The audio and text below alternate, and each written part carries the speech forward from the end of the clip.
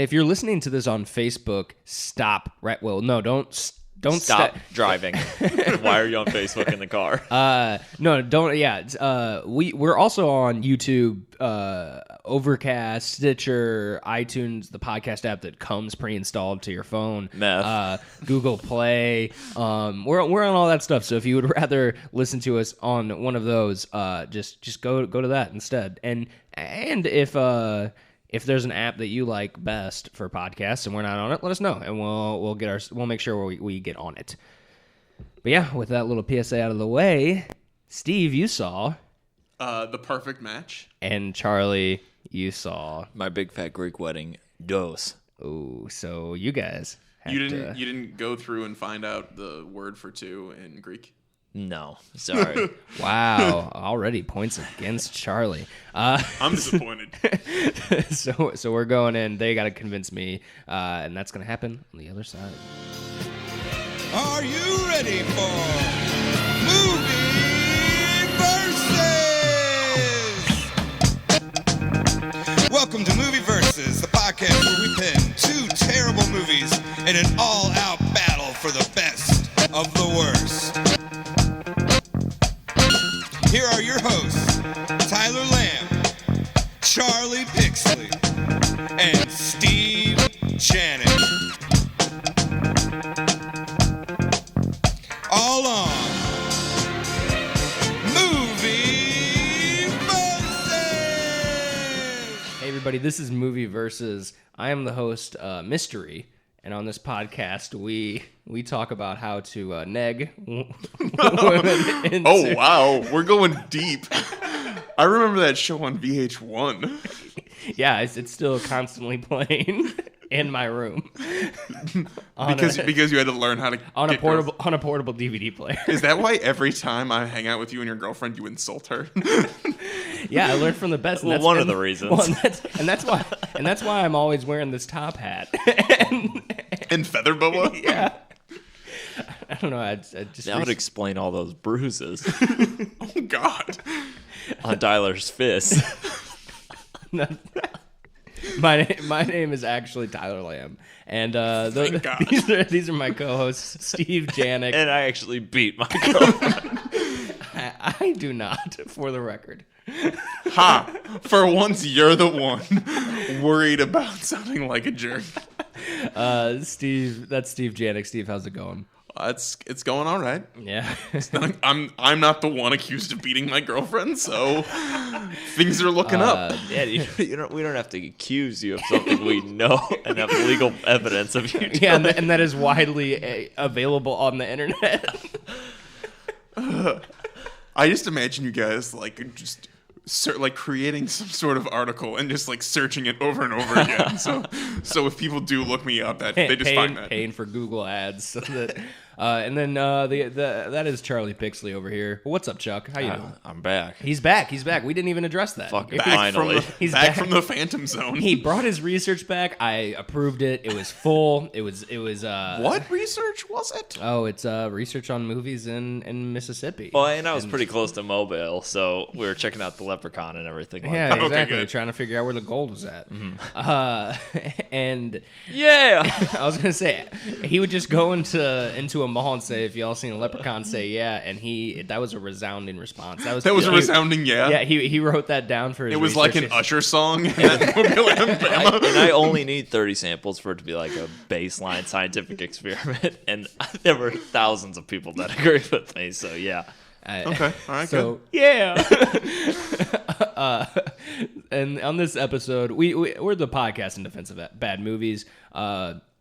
Two of us saw a bad movie, poorly rated. By bad, we mean poorly rated on Rotten Tomatoes. And we tried to convince a third person that our movie's better than the other one. And in this episode, Steve and Charlie saw the movies, and they're convincing me. Steve, and you saw... I saw The Perfect Match. And then Charlie over here saw... My Big Fat Greek Wedding, too. And let's just go right into it, boys. I'm more interested with Steve for the plot of this movie, just because I can assume I've seen the first My Big Fat Greek Wedding. And you assume it's just a bigger, fatter Greeker wedding. Yeah. So I just let's see what's going on with the perfect match. Okay, so the perfect match starts off with this guy, Charlie McIntyre, known as Charlie Mack. Chuck Mack. No, Charlie Mack. So he Related to Bernie. Yes. Okay. All right. I thought he's No, he's related not. to Big. No, Grant. So basically he's just a guy who hooks up with girls all the time, doesn't get into relationships. As soon as he sleeps with a girl, he kind of loses interest. And it's about his friends. One of his friends is getting married. The other one is married. So this is based off your memoirs? No. I didn't. Oh. So throughout the course of the movie, his friends decide, they're like, okay, tell you what, you're not going to bring a date to the wedding if you're not serious about her. So try to date a girl seriously up until the wedding. And if you can do it, she can come to the wedding. If not, I'm going to give best man to my other friend here. Like, they basically just bet They said best he man. has to bring a date? Yeah. Well, I mean, but like if he's dating this girl and likes her, she'll come. Yeah. But like, cause like, you know what they like, bring a date to the wedding, you're probably gonna get lucky. Oh yeah, I know, but I guess So- in my mind, if you're already like a dude that can hook up with people so easily, and they're like, if you bring a date, it has to be, and he's like, okay, I just come by myself and hook up with a bridesmaid. Right? Yeah. I mean, I guess it's kind of a Or the small. bride. It's kind of a small wedding anyway, so I don't know. But he also has a rule that he doesn't date friends of friends. Because it could ruin, like, because of the way he treats women, like, it's going to just ruin, like, it's just going to At ruin. least Because he's self-aware. yeah, no, he says that, and they're like, that's actually reasonably mature. That doesn't make it okay. No, but he prevents the friendships from getting ruined at least. True. Right. This is the weirdest Leatherface origin story I have ever heard. So, I don't know what's so weird about it. So there's kind of like three small plots. There's two small plots behind that. The big one is, of course, him, and he meets this girl and he starts dating her, and he kind of falls for her, and things go with that. While the other couple, they're approaching their wedding, and it's, problems going around that. And then the other one, they're trying to get pregnant, and then a few problems around that. But those two are really small. They're a real backseat to this big one of this guy kind of trying to grow out of this thing. All right. And Charlie, My Big Fat Greek Wedding 2. How much Windex is in this movie? A decent God amount. damn it, Steve. That was going to be one of my questions.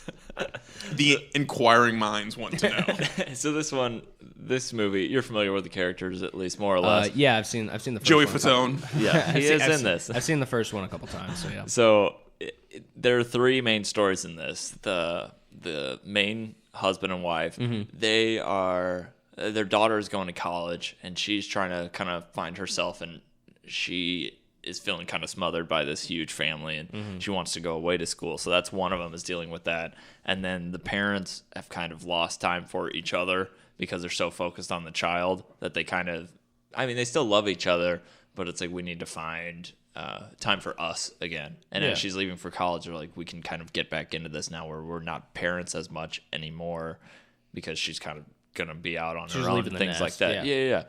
And then the third one is their parents, the grandparents in it, like the main, Right. not the main couple, but the main seniors in the movie, figure out that the marriage license wasn't signed. Like, that was in the trailer. Yeah. And so they're dealing with then figuring out if they even want to get married again, because the grandma's like, this is bullshit, you've treated me messed up and blah blah blah. So then You it's, spray my vagina with Windex every single time I say Well, I don't want to have what it sex. should be To be- constantly. To be fair, she does have HPV. And it's a known cure. Yeah, I can't confirm that. And it leaves it streak free. Notice to all female, that is except- not a cure. Except birds then just keep running into your vagina.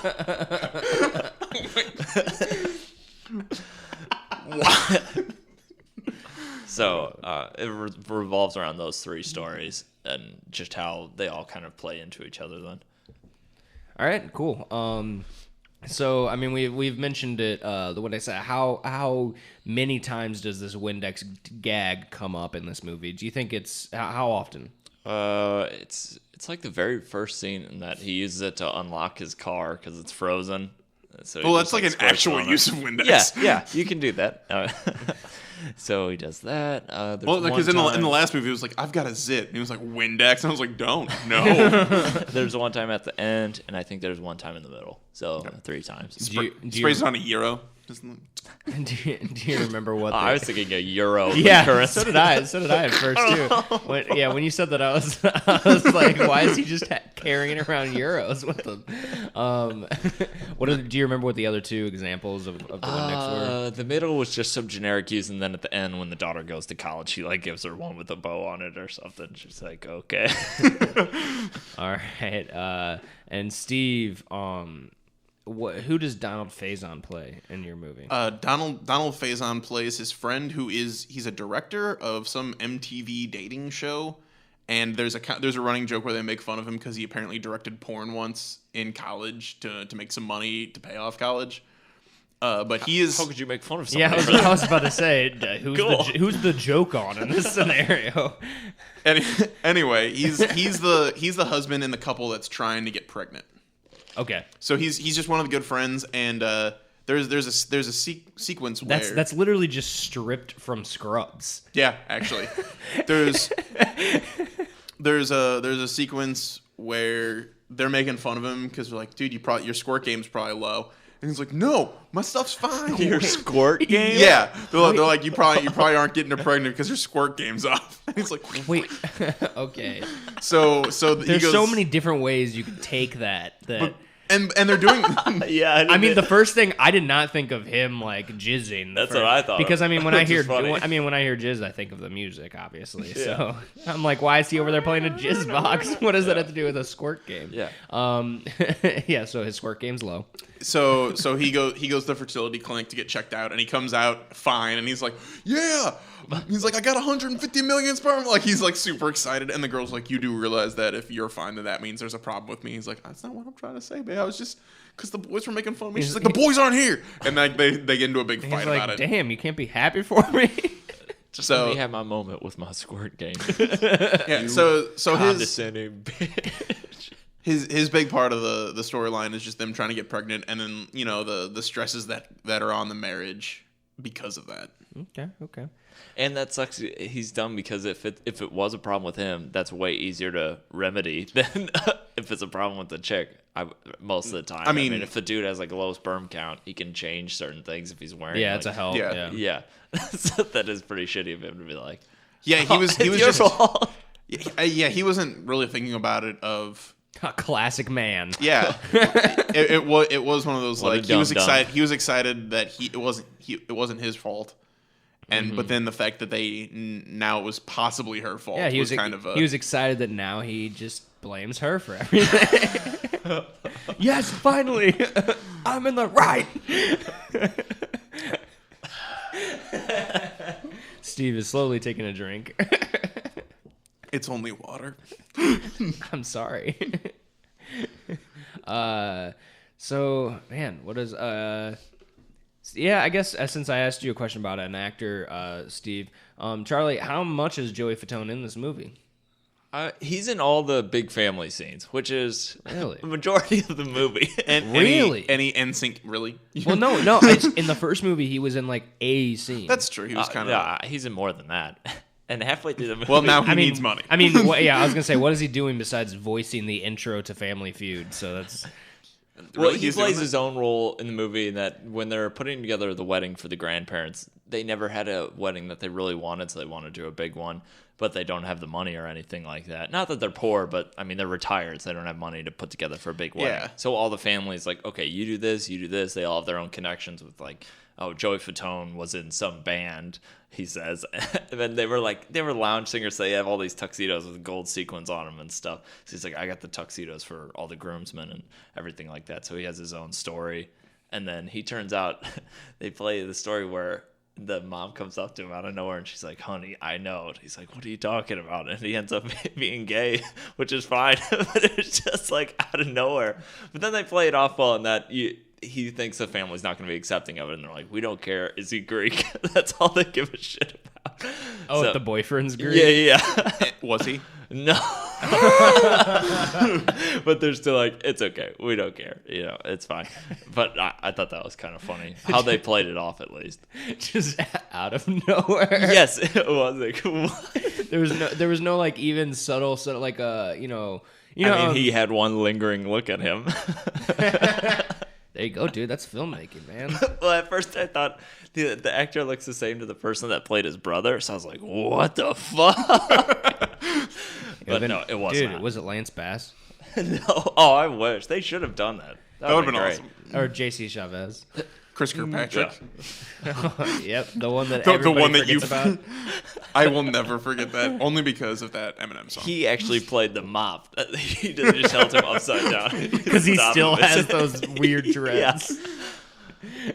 Eminem song with Chris Kirkpatrick. It's just a line where it's like, Chris Kirkpatrick, you can get your ass kicked. Oh yeah, that's right. Okay, I know what you're talking about. Well, Steve gets points for that question answered. No, Hey, and my movie was produced by Tom Hanks. Really? Yeah. was Colin Hanks in it? No. Ouch. What about the other Hanks son that like is a rapper and he uses the N-word in his songs? I'm unfamiliar. Oh, God. I am going to be doing some internet research later today. Yeah, dude, he's like a rapper and Sounds pretty hardcore. He uses the N-word and he's even like defended himself. And everybody's like, "No, you're Tom Hanks' son." Like, He goes, there's no- exactly. What do you think gives me permission? Remember Philadelphia? It's like when you're Tom. Like, I mean, everybody loves Tom Hanks, but that motherfucker's probably the like most just whitest. Like I don't know. There's something about him. It's like he's like a dad to all white guys. When you mentioned Colin White Hanks, people. I was going to say, well, he might have played one of the loaves of bread. One of the food scenes. Hey, he was in Roswell, so he. I obviously, knew it was just a matter of time before that came up. I mean, you know that when we hit record on a podcast, that's only a matter of time till I bring up Roswell. But Steve, what man, what do I have to ask about your movie? So, how long was it? No. And Joey Fatone just like nut punches people throughout the movie. Does he really? All right, well, Charlie wins. Dang it! Like 3 times he just walks in and like, what's up, man? It's like, oh. Who does he nut punch? Like, are these people that he knows? Like the husband, the main husband. Okay. Yeah, people that he knows. just like in the background of a Is scene. that just him Not trying to that like? old kicked in the nuts. Well, no, videos I was online with imagining- the guy with the orange afro. No, you have Used to tell love me. those. Does So he fake, punch? but yeah. Does he punch the girl's prom date in the nuts? I think maybe. Does he? Yes. Does he? Is that just him like overcompensating for like his No, it's so sexuality? he can. Like It's not I- overcompensating. It's Well, just it's so he him can and the touch. other brother are both like bros, kind of. Okay, because They're it's like, like, "Hey, I mean, boom," man, you know. if somebody was doing that, I'd be like, man, why are you? First of all, I'd be like, this is not happening. Again. yeah. Yeah. Next time that happens, you're getting punched in the face. So Steve, how? So I'm assuming he does find love. Kind of. Oh. It's a little more complicated than that. It's Spoil your ending for me, please. okay. So it's less of a him finding love and him more being receptive to love at the end of the movie. So it's more of a he learns how to love. Yeah. So he meets this girl. Hashtag squirt game. So he meets this girl, and I want a shirt that just says hashtag squirt game now. I feel like if That would be much better on a tank top for summer wear. you're right. I mean, it's the perfect time. Man, now I want us to have merchandise. So Just so I can wear it. I don't care if people buy it. I just want to have access to buying those whenever possible. So throughout he meets this girl, and she hears him talking about her. It's real awkward. Like they're in this juice place after they go and work out, And he's A like, juice place? yeah, like one of those places where you can get like Where you can- it's you like can- a Jamba you can Juice put- or something, Oh, and you okay. put all Oh. the crazy stuff I in thought there. it was you Well, it can- wasn't like Jamba Juice, but it is like one of those healthy juice Steroids. places. Yeah, that's what I was gonna say. I thought it was a place where you inject steroids straight. It's Oh, like I a get place what where you you're saying, juice up. Yeah. I mean, they So- just worked out, so they gotta juice up. So he's getting juice, and like this girl walks in. He's like, "That's the girl that I saw at work the other day." He's like, "That's that dime piece I saw at work the other day. I would tear that ass up." And then he goes and like talks to her, and she's like, "So you tear that ass up?" And he's like, "Oh, you heard that." So see, It could have been still- worse, I guess. Yeah, if he's well- like, Yeah. she's hella ugly. I- But I it's still not great. Yeah, he still gives her his card. It's like, "Call me." She's like, "Whatever." And then she calls him later and was like, "Listen, I'm really not in a position," and she also overhears his like thoughts on relationships. He's like, "I'm just not one of those relationship people." And she's like, He's "Listen." man, I'd tear that ass up. It sucks that I'm not really one of those relationship people. Yeah. Well, no, like he talks about the not being a relationship person, and then talks about her. Anyway, so she calls him up, and they go to get like lunch, and she's like talking to him about his theory on relationships, and he's got a whiteboard that he's Yeah. a clear one of those clear clear boards he's well- writing. It's like, and this is how I explain my theory of relationships. No, she just wants to hear about it. And she said, I'm kind of the opposite. I've always really been in long-term relationships, and I'm kind of interested in kind of a no strings. I kind don't of like fling. playing squirt games. Yeah. So Well, gauging squirt games. she basically just says, That's "Listen." why it's a long-term relationship, because she's getting the data of the man's yeah. squirt game, and then she moves on to the next for another year or so she can have a full data spreadsheet of I'm with you. Yeah. So basically, she's just like full on. No, I don't want any strings. This isn't gonna go anywhere. I just want to like have fun with somebody for a while. And during this process, he Hold starts. on. That just maybe you said no strings attached. Yes, starring Ashton Kutcher. No, I was thinking like the Oh. album by NSYNC featuring Joey Fatone. It's all coming together. I can't believe you thought of the movie first before the album. Sorry. It's fine. Well, it's also a romantic comedy with a similar Sure. vein. Anyway, Fair sorry to enough. interrupt. So I'm they're kind of hooking up. They're kind of hooking up, and then one day he's going to get fitted for the tux for his friend's wedding, and his friend's monopolizing the mirror, so he goes into the other room to use the mirror and sees her getting fitted for her wedding dress. By monopolizing the mirror, you mean he's wearing like a top hat and a monocle? Yes. And- He did not pass go to get to this mirror. such a stupid joke. It's supposed to be a community chest of mirrors. But he had to take a chance and go get. Fuck, I was about to say that one. Dog token. Shoe. Old timey race car. Thimble. Anyway, so he goes into the other room and sees the girl that he's been hooking up with getting fitted for her wedding dress and just freaks out. Yeah. And he goes, That would lead you to be like, yeah. oh, shit. He goes kind of on a bender, and she comes to talk to him, and she's like, "Listen, this is why I didn't want no strings attached. I've been dating this guy for a long time. We got engaged. He got cold feet and wanted to take a break, and during that break, I wanted to just have some fun and see if he was coming back. It was like, this is what I told you. This is what I was coming into this for." And he was like, "Oh my god!" Yikes. So like it all comes crashing down, and that's when his friends kind Wait, of so her boyfriend does come back? That's why she was getting fitted for. Okay. yes, All right. she wasn't trying to get fitted for a wedding dress for this guy.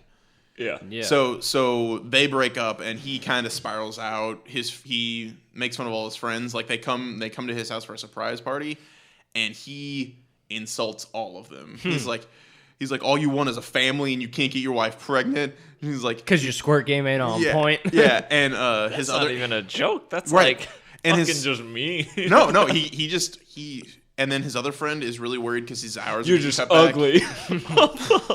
His hours are getting cut back, and his fiance wants this big fancy wedding, but she just got a promotion, so she's probably going to be paying for most of the wedding. And he's like, "You can't even provide for your fiance," like, okay. and just like destroying these people. He's like, "Get out of my house!" And And they're all just like, "Eh, fuck, happy birthday. yeah, dude." and so he's a dick. to all these people at the very beginning of the movie. They try to set him up with one of their friends, and he's like, "No, I don't do friends." And like he brings a date to the setup. Don't do friends. Yeah. Don't do friends. Don't do. No, like they're trying to set him up with this girl, and he brings a date to the setup, and they're like, "Hey, this is that girl I Yikes. told you about." And he's like, "Oh, hey." So he ends up kind of making amends and coming to terms. A big part is that his parents died when he was really young, and he hasn't really been open to relationships since then. So he kind of comes out of that shell. So he's an orphan. Yes. What a fucking loser. And so he makes he makes amends with all of his friends, goes to the wedding, and then after the wedding, he runs into the girl The killer of his parents. the friend that he was supposed to get set up with at the beginning. He runs into her killed his parents. at that juice bar, and like just talks to her and just basically kind of strikes up what is clearly going to be probably a dating situation and may end up with them together. Okay, and that's how it ends, you said? Yeah, it ends with him just kind of like the beginning of what you assume is the beginning of a relationship. And there's no after credits scene to set up a sequel? No. No cinematic universe? This isn't related to No Strings Attached to the movie? If you see this in theaters, though, they would give you one of those plastic water games that's a squirt game, and you press the button and stuff. No, That's part of it. you're advised to bring ponchos like it's Gallagher. I was gonna say, I'm pretty sure. That's what I was gonna say. I'm pretty sure this was the first 4D movie to hit theaters where you experienced Wedo vision. You say my squirt game ain't strong? People in the back. And they just play Under the Sea the entire time. Charlie, just let me know the ending of your movie as well. So how do all these plot threads close up? There is a big fat Greek wedding. Yeah, I mean, yeah, essentially. Like, All right, well, this has been Movie Versus. See you guys next week. Mine is more like, okay, you know what happens in this movie. You can tell what's going to happen in this movie, but it's more about just, I guess, the fun of experiencing with these characters again. And yeah, the grandparents get married because the grandfather takes it seriously again. The grandma was hesitating on getting married because the grandpa was like, why do we have to do this officially? We've been married for so long. She's like, Yeah. you never proposed to me well in the first place. Maybe let's actually do this now that we have a chance. Kind of like make a real romantic memory. Yeah, so he started taking it seriously. Then he has this moment where, because he wasn't taking it seriously, but then she said, like, I don't want you sleeping in the same bed as me. So that was really was like, I can't fall asleep without her next to me because they've been married for 50 years. So that would really be like hardwired into your brain at that Oh, point. yeah, for sure. So- More of your life sleeping next to her than without. Yeah. So it's, yeah. So they get married. The husband and the main couple in the series Right. like renew their vows at the same time. Oh, that's and then the daughter was gonna end up going to Northwestern because this takes place in Chicago. But then she's like, "Yeah, I was only doing that because that's what you guys wanted me to stay close in Chicago." So she ends up kind of agreeing with her parents. They're like, you gotta let me fly, and she goes to NYU then at the end. So she ends up, and the parents are fine with it. Jesus, she got into NYU and Northwestern. But, yeah. What a nerd. Because movie. All right. Well, Oh, and Rob Riggle is in this movie, like you nice. said, Oh, yeah, But that's right. it's amazing because he plays someone that is completely rational and does not raise his voice once. I was like, What? holy shit. I thought you were going to say he was going to be playing the absolutely insane boyfriend of... Oh, I thought he was gonna be the officiator of the wedding, and he would be like, and I don't care if you don't love me. That's why I was really surprised. It was kind of funny. He's the college. I think it was in the trailer. He's like the admissions counselor for okay. Northwestern, and it was funny just the interaction with them because they're like, "Well, she'll go to Northwestern." He goes, "Well, if she gets accepted." And and they're like, "Oh, she'll get accepted," and all this stuff. And Joey Fatone like threatens his life and stuff. And he's the grandpa comes up and he's like, "Do you guys teach Greek there? Greek history, blah blah blah?" And he's like, "Yeah, we teach Greek history, we teach Italian history." And he goes, his whole thing is like everything's Greek. He's like, "The Greeks invented Italian." He's like, no, they didn't. He like invented Italian history, which I guess if you do some reaching stuff where it's like going way back that they existed beforehand. Anyway, the grandfather's like, this is, they invented Italian, and Rob Riggle's just like, no, they didn't, and you guys are ridiculous. There's lots of scenes like that where it's a little more stuff where the people that are outside of the family are like, you guys are fucking nuts. But it was fun being with the family, more or less, and there are moments where it was definitely ham-fisted and stuff, but I think, I don't know, I come from a family. I'm very Greek, obviously. Wait, hold on. You come from a family? Yeah, no. Oh. But there were, obviously my extended family isn't anywhere close to that. But there are flashes of it where I can remember things where it's similar, and it hits for me at least. My mom has 7 brothers and sisters, so it's I was gonna big say family. you have a big family, so that's like there's a scene where the main lady gets a call, and it's like, your grandfather's stuck in the bathtub, and you see her just like, oh shit, and she runs outside, and they all live really close in the same neighborhood. So it was a funny shot to see her bursting out of the doors, running down the street, and all her siblings are already like doing the same thing, just like running as fast as they can, like 8 people just like so it was kind of a funny shot. John Stamos is in it too, playing The another Greekest. Was he advertising yogurt? No, but Was he wearing a pink tank top? no, he was wearing a suit. Was he looking crying amazing. over a picture of Rebecca Romaine? Was he playing a bongo? It just sucks because anytime, they had him with a wife, and I mean, she's fine looking, but it's like, this is John fucking Stamos, and they were probably who was the married same, to Rebecca Romaine Stamos. they were probably the same age. But this dude is like immortal, so they could be having him date like a 20-year-old. Like, they look like Were the Beach probably Boys go the rest together. of the lounge singing band? I wish. Yeah, I know what you mean. That's like when I was talking about Ryan Gosling versus Emma with Stone. Emma Stone. That's definitely you can't match anybody with John Stamos and it be a fair fight. a fair fight and just like Attractiveness believable. You're Yeah. just like no, it's fucking Uncle Jesse. No wait, no, is that Jesse? Yeah, it's Uncle I was Jesse. like, it's fucking Uncle Because Jesse. he has his rippers. Like no motherfucker is like, and that Greek yogurt. You get it for life. Dannon's. So creamy. You get it for life if you. It was Oikos. I remember the middle Not- Windex thing is the grandpa sprays it on his dick for some reason. Oh, so I wasn't far off. No, he just like pulls up Uses his it for some waistband, type of lube. I don't know why though. They didn't address it. No, it's because he has HPV. Maybe. I mean that's possible. It is. Well, trans- Steve, as Men a can have it. pharmacist slash chemist, because I know we have some people across the pond that listen. In training, you big disclaimer on that one. Remember, kids, try this at home. Do not try this You at said home. earlier that Windex cures HPV, and you're That was April Fool's.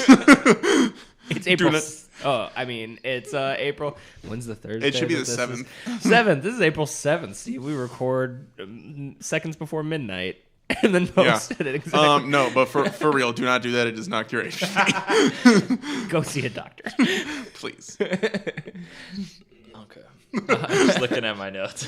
You know what? I mean, I feel like I don't have a lot of questions about these movies. I feel like you both did a good job of explaining, what was going on, and I only had a couple questions. Donald Faison, Joey Fatone, stuff like that, Windex. So I'm just gonna allow Steve. I'll give you the floor here. You got pages of notes. I feel like you got stuff you want to say. This is mostly just notes of like what generally happens. I will talk about. Round it off and Okay. and let me know what's going on. Final thoughts, kind of thing. I think this movie did a good job of it not just being about finding happiness in a relationship, because that was like definitely a big part. It was about him opening himself up and being receptive to finding a relationship, but it also was about being open and finding what you should do in your life.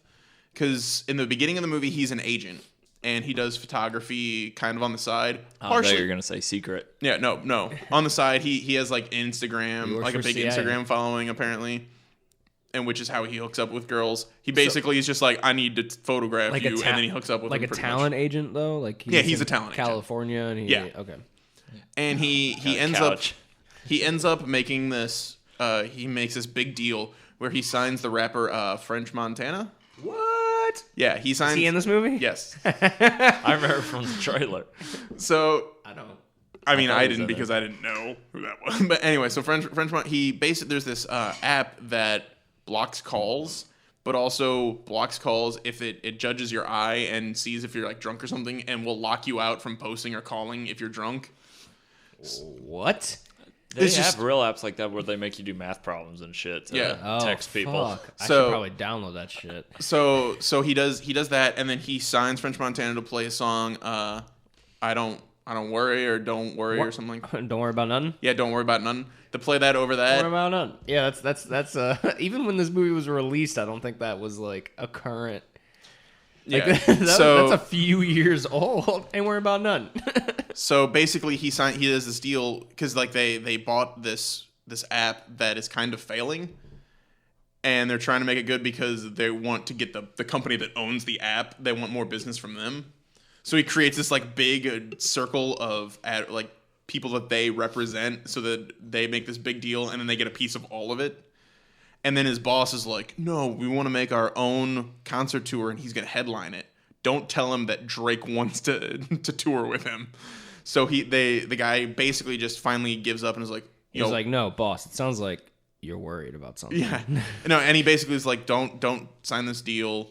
Drake wants to tour with you, do that, and then he quits and becomes a professional photographer. Yeah, I was gonna say, like, why would you, if you were like a boss of an agency and Drake wants to tour with one of your clients, why would you keep that a secret? Because like his thing was is that like we're gonna do our own concert tour, and then he has to promote our products for our concert. And then it Who was would like, you oh. rather see, Drake or French Montana? Yeah, exactly. It's like, fuck, I'd open for fucking Drake if I was trying, like, Exactly. in a So heartbeat. So Like, oh, so he's sweet. like, dude, don't sign that contract. Drake wants to tour with you, do that, and then he quits his job and becomes a photographer, and then he becomes happier because now he's doing what he actually enjoys doing. And nobody heard from French Montana ever again. And there's a really funny scene where his sister is a therapist, and that's how he meets French Montana. She's like I have this, like, you guys never think you need therapy. Like, I have this one client who's a real famous singer. He's got a song all about not worrying about things, but then he comes in and all he talks about is how he worries about things. And he's got like this monkey, and the guy's like, so it's French Montana? And he's like, what are you talking about? I'm like, he's got a pet monkey. Like, don't worry about it. Like it's pretty obvious. Jesus Christ. Do you have anything else to add about your? Is that rounding it off for? Yeah, perfect that's match? pretty much it. All right, Charlie, I'll let you take a little bit here to do your final thoughts. You've got you don't have a a notebook full of notes like Steve. Steve Just one buys so I many buy a new notebook for every movie. and front and back for all his pages. There were some funny parts in this. One part that I liked is there's the neighborhood they live in. Like, there are these three just standard soccer moms that are always on the sidewalk just judging the family. Just walking, like doing that walk by. Yeah, exactly. They have the weights and stuff too, even. And Oh, I know. there's a part where they have. Oh, are they in the first movie? Or? No, I just like that's just They are very guaranteed. real. That's like Yeah. guaranteed soccer mom. We just know the person you're talking okay. about. And they have their own dog they're walking at one point, and the Greek grandmother is walking a dog, and the one lady's like, you better tell your dog to be quiet or not come towards my dog. And the grandma, it sounds so stupid, but it did make me laugh. She's like, the dog doesn't speak English, you idiot. And then because her dog is barking, the Greek dog is way like bigger and barking and stuff. So she's like, dog doesn't speak English, idiot. And then tells her dog in Greek, calm down, bite her tomorrow. And the dog like instantly like it sits down. So the stupid shit like that was funny. Let's see. And I know that you. This might be throw for a loop here, but I know you watched it with your significant other. Yeah. And how did she gauge it? Did she enjoy it? Did she laugh at stuff that you laughed? Yeah. Was it a Yeah, good little? I would say more or less the same amounts. it was a good little couple romp. Yeah, I mean, there really were parts. It's kind of the movie where the way I feel about it is kind of how she feels about her family, whereas most of the time it's endearing, but there are times where it's like, oh, it's too much, but it's worth, I guess, So, the I mean, endearing so it does a parts. good job of just portraying any family. Yeah, well, a really big Hey. family that is really involved, because Yeah. then they play into the father, because he's not Greek, I guess, not really, Yeah. with his side of the family, where I remember they that talk was like a about- big thing in the first movie. Yeah, and she says the husband is talking to the wife, and she's like, "Hey," he's telling her, "Hey, you should make time for us. We gotta, try and go on some more dates or just have some alone time together." And she's like, "Well, my family needs me, blah blah blah." And he's like, "Well, my family doesn't need me." She goes, "Like, are you sure they don't, or are you guys just not communicating enough really about that?" And he ends up having like a good moment with his dad, like, "Hey, you can call me whenever for anything like that." And the dad's like, "Yeah, sure," blah blah blah. Their family isn't nearly as large or as crazy, but that was another moment in the movie, kind of just Nice moment where they kind of come together. Yeah, there were a few good endearing moments like that and stuff. But You have anything on those notes there that you want to mention before I go into verdicts? Is this a thing where people walking down the aisle, they like fake spit on them? Because it happened twice. What do you mean like fake spin? spit? Oh, spit? Yeah, I don't know, and they were maybe like, it's "Oh, a we were Greek waiting thing? to do that." They were like, Yeah, maybe it's a Greek thing. I have no idea. but the husband's parents did it, so maybe it's a Greek tradition they've never done before or something. Maybe. But when I first saw it, I was like, they just spit on them. Like as they're walking the bride down. Well, they're all fans of New York. Yeah. and there's a squirt game? Pumpkin. Dang, who the fuck? What other podcast has referenced that twice before? None of the good ones. Yeah, I was about to say. So still. Exactly. That there's the grandmother's mom is in it. I don't know if she was in the first one. Like really old lady, always has like the black do rag on. I think so. I don't remember. All throughout the movie, she's just like in a store. They're walking by her, and she's just one of the mannequins. Or at the college thing, they're at the college thing. You know how the colleges set up the booths and they put the curtains on. At one point, all the family's there, and Rob Riggle is just like leaning back on something, and he lifts up the curtain for some reason. She's under there, just holding up a tray of desserts, and he's like, "Oh Jesus Christ!" Yeah, it sounds like the old lady in Resident Evil 7. I know you guys haven't played it, but She's just everywhere. And yeah, like, no, exactly. In Resident Evil 7, there's an old, like, you know how you guys both know it's a family that you're stuck in a house of. There is a like grandma that's in a wheelchair that doesn't move, and throughout the entire game, they're just randomly she's just somewhere, and you can't shoot her. Like it doesn't allow you to attack her, but you'll just like turn a corner and she'll just be in her wheelchair. So you're like, what the god damn it, Granny? What is? For about the first probably 30 minutes of the movie, there's one character. Okay, the husband is the principal of the high school that the daughter goes to, and the mom does like volunteer work throughout the school so she can stay really involved with the daughter, and she embarrasses her all the time. And there's this one boy that goes to school with them, and I always think this type of character, when it's played off well, can be very funny. Just a background character who's always like ripping somebody or throwing in Ripping singers. sweet babes. Yeah, exactly. Well, it's kind of like the guy in Happy Gilmore where he's like, well, if Grizzly Adams had a beard, and the guy was like, Grizzly Adams did have a beard. Just the guy is in the background a couple times. And the daughter at one point, the dad comes up to her in the library and says something, and she's like, "Dad, quit embarrassing me, blah, blah, blah." And this dude from across the library is like, "Hey, save it for the shrink, all right?" just stuff like that. And she's constantly like, I can't remember his name. She's like, "Shut up, Tony." So stuff like that was funny. But I'm gonna say one last thing. Yeah. I completely forgot. I just wanted to say that I actually enjoyed the fact that he didn't just get together with the girl. Yeah, no, that is like that I is was a happy. I was happy he didn't like go to her, like interrupt her wedding and they run off together. And then when he's That is a different ending for sure. kind of disappointing he didn't kill her though. Yeah, at the end, when he's doing his first gallery show as a photographer, she comes in and talks to him, and I was like, "Don't do it! Don't get together now." Yeah. So I was really happy that they didn't just kind of put a sugary sweet bow on top and say like everything turns out exactly how you want and how you expect. This isn't, so you said he was like an Instagram, like had a lot of followers on Instagram. I just like thought of this. I'm sure it's been done before, but in his gallery, did he like blow up just an Instagram post? Like as in like keeping the, I know what you're talking. No, likes and the they didn't. comments underneath it and everything. They didn't. And They really didn't low do that. resolution. Yeah. Just JPEG it like 100 times. But I know exactly what you're talking about. But no, he didn't do that. His I've never seen it before. I just like it just popped in my head like, oh, if I knew an Instagram like celeb photographer like that was just famous on Instagram as a photographer, and he did a gallery, it would be kind of cool to see like one a Instagram post or that it was like it kind of makes it look like a screenshot from his phone, and it's just I don't know. I mean, if you're out there and you're an Instagram celeb, you can take that idea. No, he just had a bunch of like black and white like art shots. Of course. Well, I guess when he was talking to the girl, when he took pictures of her, like they did like a photo shoot type thing, he told her like the kind of camera he wishes he had, and after they broke up and things, she was like, "I'm really sorry for the way things ended," and she gave him one of those cameras.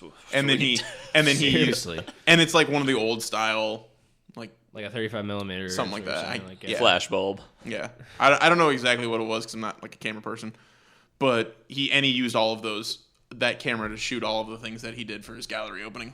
Cool. All right, well, I guess I'm just gonna go into the old verdict here. Honestly, I'm surprised at how.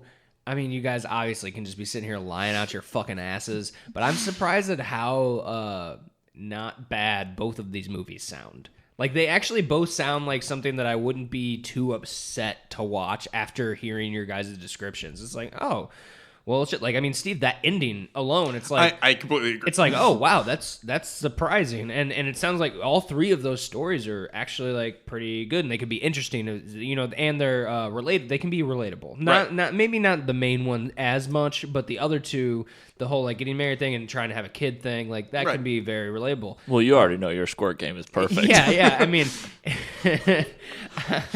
Yeah, no, I've done the research. And Charlie, I wasn't a huge... Well, the government has done the research on you. Well, yeah, and I just read my file. Yeah. And it's an X-file. Supernaturally good. That guy with no legs on the cart that pushes himself across the ground, he's pretty good, though. He's a close second as far as squirt game goes. I don't know what you're talking about. It's an X-Files character. He has no legs, and he rolls on a cart with his arm. He's like an Indian guy, and he like gets inside people and like kills them. Yeah, he's the Oompa Loompas from the remake. Yeah, it's Deep Roy. Charlie, I'm telling you right now, if my dad listens to this podcast, I don't think he does, but if he does, that joke will probably be his favorite. He's the one person I know that would get that reference in a heartbeat. My parents would probably. He is a X-Files fanatic. I mean, I got it. Yeah. So. Like you would say, that guy puts it, might be like, oh. No, I mean it's pretty funny. That episode is terrifying. Yeah, because you see it like rolling down hallways and stuff. I don't know, and it's just Deep Roy's face, just stone. And it's like one of those carts that you used to use in elementary school gym, where it's like just like the little rolly wheels. thing. Oh, I was thinking. I mean, he has no legs. Yeah, I was thinking a bigger cart, and it was funnier to me that it was okay. Yeah, this is funny because he's still hella low to the ground, so it's not like you can't get away. It's like that one. It's like the skateboard on Toy Story. Yeah, kind of. Yeah. And your movie, Charlie, I wasn't a huge fan of the first movie just because I think it was overhyped, and it was, but it still seems like. Honestly, I mean, it seems like some of the stories in this movie are a little bit more grounded. And I don't know, because I guess I got to think those parents, like the main girl's parents, are always like they were ridiculous in the first movie, but they're like the most rational people. No, I think he's referring to the grandparents. Oh, at this point. Gotcha. Oh, yeah. Sorry, because he's talking about her parents. Yeah. So the grandparents. The grandparents. They're fucking crazy. Yeah, and that I guess the mom in Big Fat Greek Wedding too. Yeah. In the original one, her story was actually kind of like rational and relatable and not like over the top and so it seems like there's a little bit more of the rational and in your movie because you got the story of the married couple trying to reconnect, and then the daughter who's like, hey, I got this huge family that they all want me to stay, but I want to do my own thing at college. Mm-hmm. And so those two, it seems like they added in more of the rationale story, if that makes sense. They still have the ridiculousness of those grandparents and the entire family.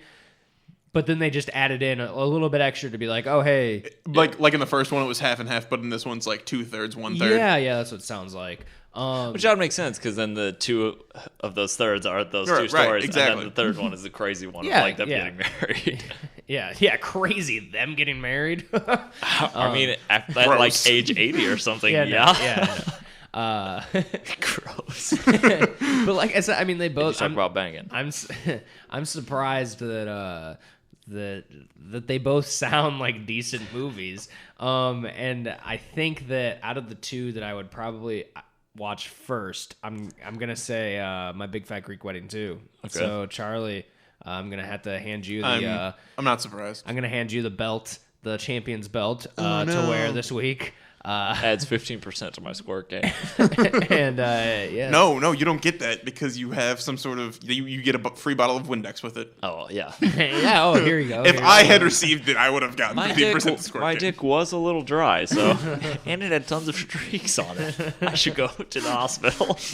Yeah, don't use the Windex. Those are streaks of dried blood. What the hell? It's from the birds running into it because you Windexed True. it last. Yeah. It's true. So Ouch. So yeah, I guess. You know what? Actually, Steve, what are your real thoughts on this movie? This movie was okay. The other two plots were significantly backseated to the main plot. Like I would have really enjoyed exploring those a lot more, but there was only like a few scenes here and there of them.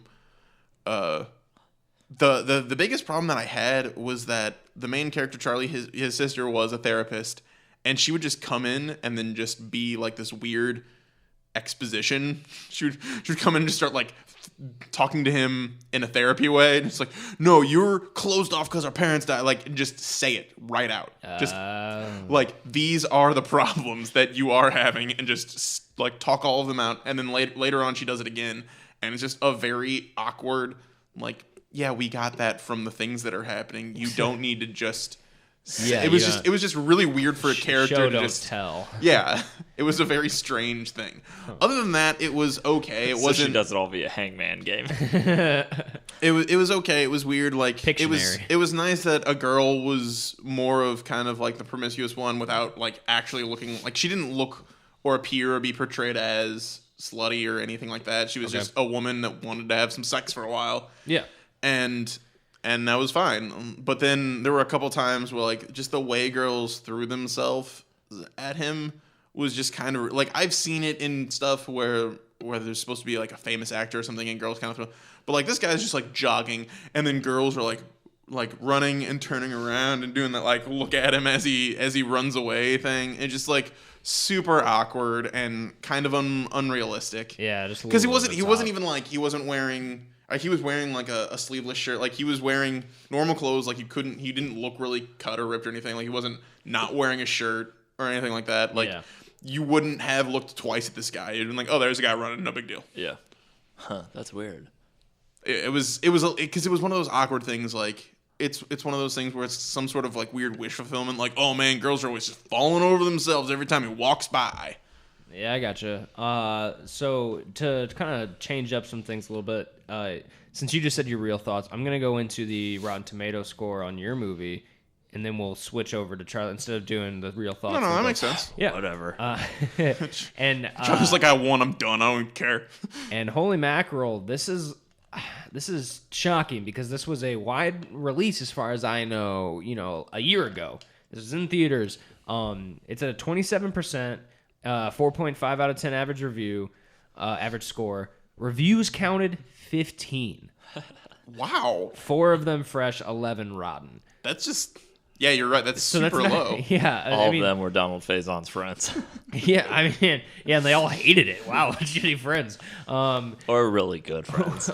This movie was terrible. Zach Braff, come back to me, Chocolate Bear.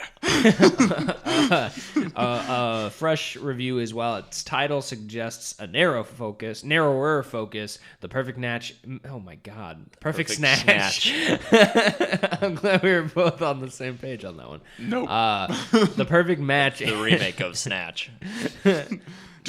Apparently, there's a Snatch TV show. Carry on. The perfect match is largely an ensemble rom-com and a pretty enjoyable one. A rotten review is the script is trite and stilted. Another rotten review is the perfect match would have been better off as a straight to DVD release.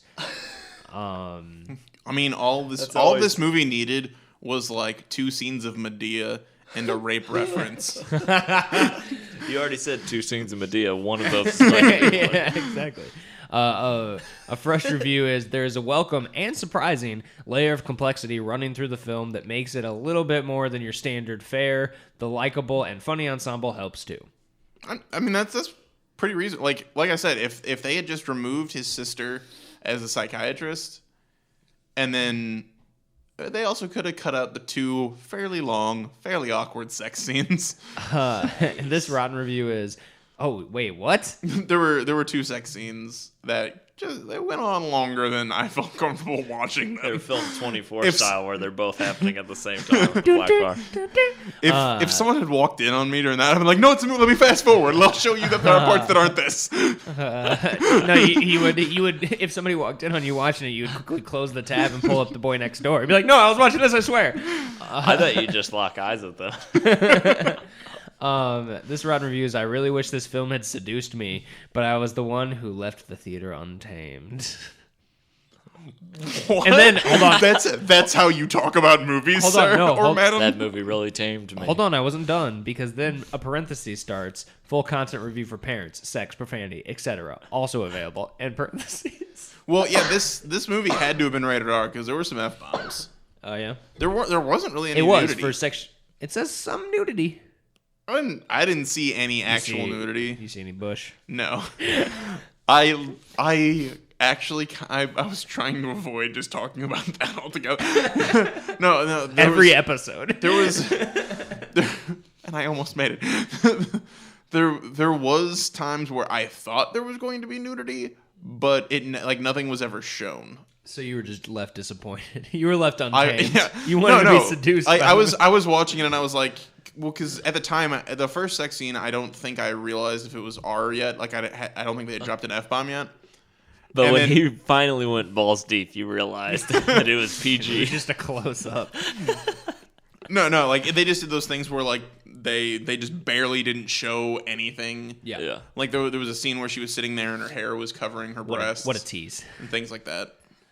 Okay, so Charlie, what It's are weird because it was her armpit hair. what are your real thoughts on My Big Fat Greek Wedding? The best way I Beta. described this when I was talking about the movie after I saw it, it's kind of to me like, and this is without me seeing the first one, but I was gonna say it's kind of you like a sequel to a movie that you haven't seen the first one. no. Honestly, the way I kind of compare it is, if I had seen the first one of My Big Fat Greek Wedding, I think it's kind of like Anchorman 2, whereas I'm happy I saw it. There are really, really funny moments in that.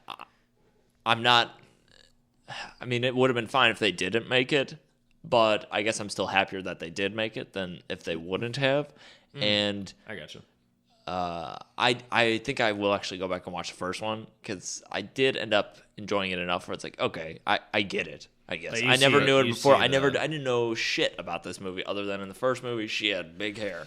That's Right. like all I knew. She So still like got it. So are Yeah. you saying that this is like Anchorman 2 where like it's good but it's probably not as good as the first? That's or what I would something like imagine, that? but I haven't seen the first one, so I don't know. But like, it still had those moments where like, okay, I get it. I mean, and if I told somebody, or if somebody told me like, oh, this is like Anchorman 2 to the Anchorman, they'd be like, oh, I need to see the first one because then I'd probably really enjoy myself during it. Not like become a favorite of mine, but it was definitely endearing, and I wasn't butthurt that I watched it or anything. There were parts that's like, man, this is shit, but I don't know, that wasn't that often, and I think that's just part of the gimmick of it, where the family is just unbearable at times because there are people outside of the family that probably reflect the audience some of the times, like Rob Riggle, where he's like, you guys are outlandish, you're ridiculous, and stuff Or like Joey that. Fatone with punching nuts. Yeah.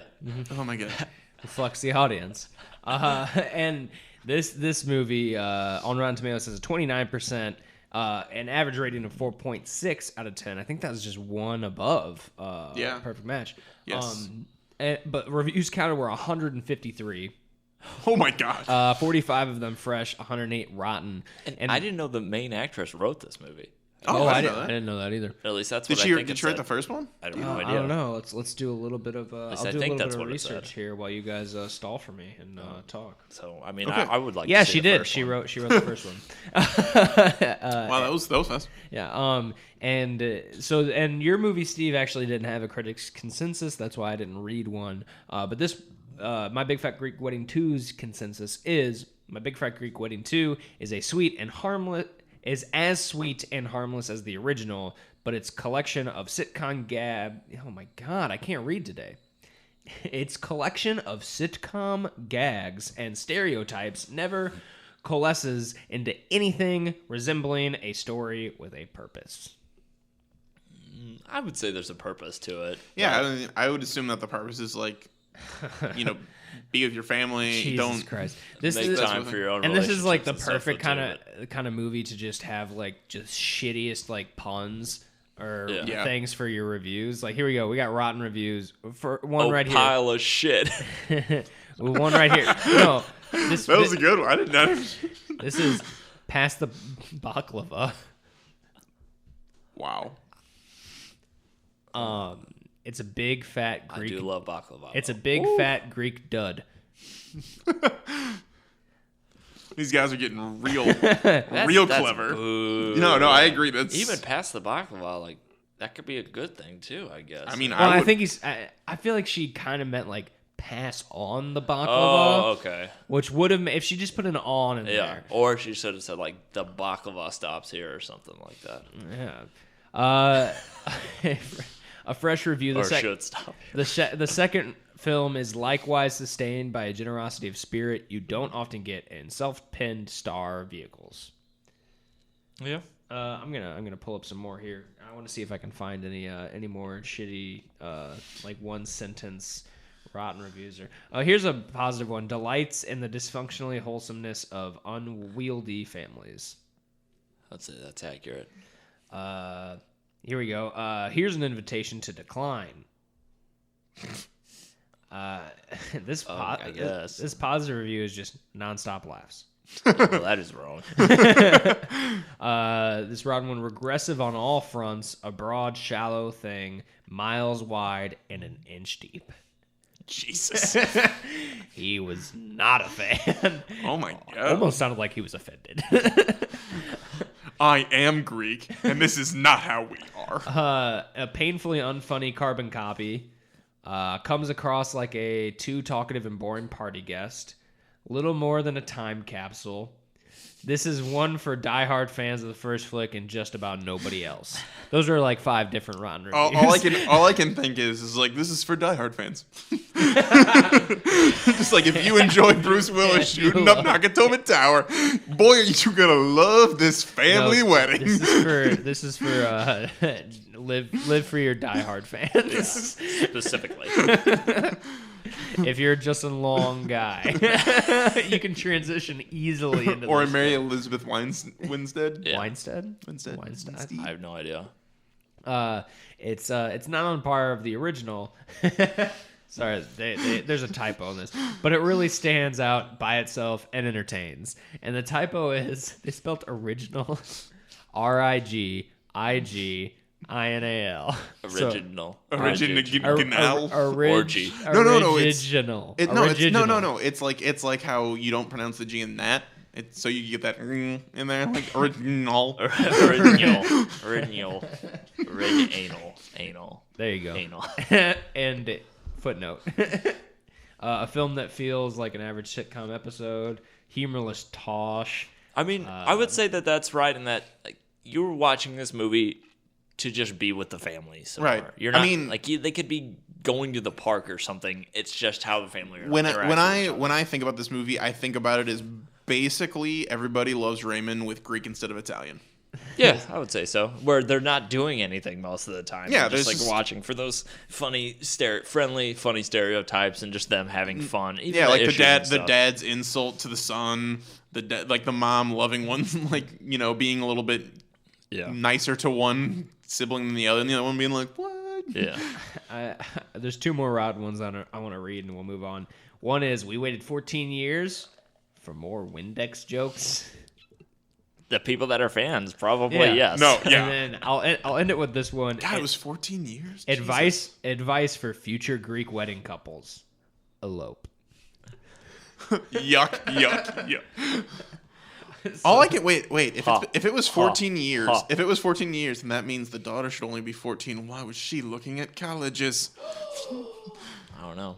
Maybe it doesn't take place in real time. She was white as a ghost, though. In that Yeah, movie. no. In the trailer, she does. Like, oh my God. She doesn't really look Greek. No, like not she, at all. Yeah, I mean, when I think of a Greek person, I think of like Well, I Jason know- Mantzoukas. Like, Yeah. like I know- olive I know the skin big- with dark hair and. I know the big joke in the first one was that her husband is Presbyterian. Oh yeah. No, because they're like, is Bunch he? of freaks, am I right? No, because they're like, is he Greek? Is he Catholic? And she's like, he's Presbyterian, and they're like, Those Presbyterians are known to be pasty white. And, I mean, this girl wouldn't even look like she would have come from him. I mean, Yeah, she no, looks I like remember- she's he- albino. he looks- almost. he Does looks she have really- red eyes, You're right. Doesn't like Casper level white. Oh, It bothered me a lot so, in the movie. So everybody loved her because Yeah. she's because she's the friendly Greek. friendly Greek ghost. Yeah. So those movies. Charlie won this round. What else? Do we do anything else? I think that we did the Rotten Tomatoes scores. We didn't forget those. This time, Hey, we didn't. We've ever. never forgotten them. We've definitely not recorded Rotten Tomatoes stuff and edited it in later. you're correct. We did not do that. But yeah, other than that, I mean, I guess shit. Is this the end of this? I think this one I comes to a guess. close. I think this might be shorter than the prequel episode for this. Well, we had a lot of Power Rangers to talk about in the prequel. We did. I mean, It's just a lot of shit to talk about. Multiple movies, right? And stand-up and all Yeah. sorts of stuff. well, yeah, and then Stuff we actually and then we like. had the little edit at the end that Yeah. we of a mean- little year recap of some of our favorite stuff. So go check that out if you want, because yeah, it's about like a 15-minute little edit at the end of the prequel episode where we kind of went through and found moments that we liked and kinda Yeah, just which from the past I year. really enjoyed. Like it was cool Me listening to too. some of the stuff that I didn't get to re-listen to recently. Yeah, definitely. And other than that, thanks to Jeremy Lamb for the theme song. Thanks to Scott Blackwell for the logo. I Thanks think to that, Three Wise Media. Three Wise Media. Don't you can forget- check us out on their YouTube channel. Like us on Facebook. Follow us on Twitter at Movie Versus Podcast. Let us know if you guys have suggestions for something. Hit us up on Twitter or Gmail. It's the same Movie Versus Podcast at Gmail. What were you gonna say, Steve? Don't forget to check out our friends over at Good Bad or Bad Yeah, Bad. yeah, check out Good, Better, Bad, Bad. Every other Friday they post a new terrible review. They just did. They just released. What was it? It's like the Rollerblade 7 Something or looks something fucking like that. Terrible. Wow. Yeah, it's like a Scott Shaw movie, and I guess Scott Shaw is like a wannabe Neil Breen. Oh fuck! Ouch. Well, like as in he does shitty movies like that he just makes, and they do this thing called Zen filmmaking where they don't have a script and they just like film a movie, and they're like, oh, just go, like make it all up on your own as you. Do they have at least like a plot thread? No, not as far as I know. It's all I can think about is Steve Carell as Michael Scott, just like injecting a gun into every improv scene. He says he has a gun. Yeah, no, it's pretty brutal. So go check them out. They're on YouTube, Good Bad or Bad Bad. They're also on Twitter. You can follow them and Facebook. Yeah, I mean, do you guys? When this comes out, the Saturday after this comes out, if you're in St. Louis, Charlie and I should be at WizardCon St. Louis on that Saturday. Most likely. Yeah, Steve won't be able to make it, but as of sorry. right now, Charlie and I should be there. So, if you're a fan of the show and you're going there and you see us, come by and say hi, like do whatever. We're just gonna be walking around. We'll probably pass stuff out, like talk about. Yeah, so we're. I would my right butt cheek, I will punch you in the face. But if you pinch my left butt cheek, yeah, it's a code for the fans. Pinch the left. you butt will cheek. see my squirt. I would like to apologize for anybody that would be going out and would like to meet me as well, because I am clearly the best of this trio. I agree.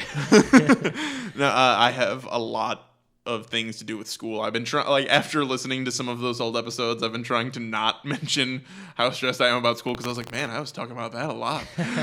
And so I didn't want to bring it in to the podcast, but yes, I do have a lot of studying to do. Which is understandable. So that's I think you're fine. People don't. Yeah. You need to better your education. Hopefully, I will see. Hopefully, there will be some other sort of convention around here sometime soon that maybe I can get to, and that we can see that. Who knows? Maybe we'll do. Maybe we'll be able to set up a live show sometime in the future, sometime this year. Also, would be awesome. So yeah. Other than that, like I said, if you're at WizardCon St. Louis and you're a fan of the show, hit us up on the socials, and I would gladly meet. If you want to meet us, I'm sure Charlie is the same. Like, we would gladly say, hey, what's up? And sure. But yeah, other than that, I guess this is the end of the podcast. Yep. So bye. Movie Versus is a production of Three Wise Media. For more information, check us out on Facebook.